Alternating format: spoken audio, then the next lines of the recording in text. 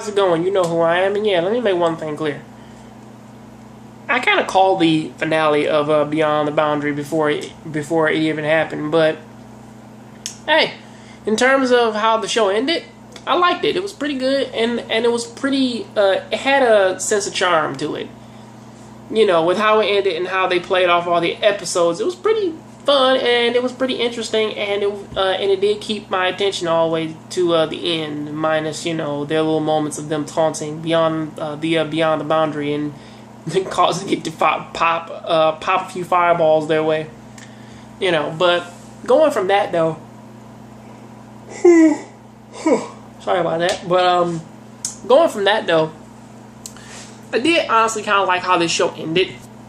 I mean, necessarily, I did sort of like how Akihito's mother came off as possibly the most knowledgeable and the most useful person in this show, even though she kind of really hasn't, even though she's only shown up for like this last episode.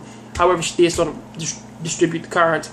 And Izumi came off as possibly the most unlikable character in this show, in front of me, just behind me, Miroku as the obvious villain. But in terms of like how it sort of played out, it did kind of keep your attention, it did kind of keep you happy, and as far as a finale for the first season went, if this is a first season, it is something that does shoot out a promising sequel if they can make one. However, if they do, they're really going to have to start from scratch all over again, because this one doesn't lead into anything. It sort of just, it goes off the way how it comes on with like a twist. Instead of him thinking that, man, she's going to like die and all that, he sort of goes back as their meeting place. And this time he actually does talk her into wearing glasses.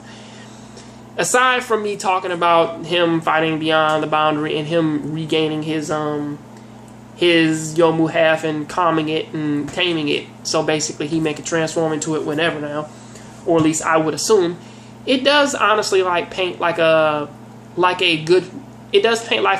obvious good picture of how this show can basically carry on to being something bigger than what it actually is. Well, if they can honestly think up, things that don't tend to die out after 12 episodes. But until then, it was a good finale, it was a good episode, it was a good show.